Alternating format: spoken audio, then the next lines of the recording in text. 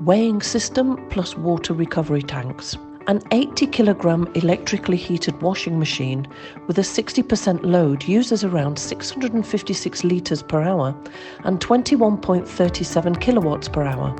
If we add the weighing system kit and also add the XL recovery tank, we are saving 70% of water and 45% of electricity, leaving us with a total of 196.8 litres and about 11.75 kilowatts per hour, therefore saving us about 459.2 litres of water and about 9.62 kilowatts per hour. Suppose that a standard laundry with 3 80-kilogram washing machines works with a 60% load, 16 hours a day and 300 days a year.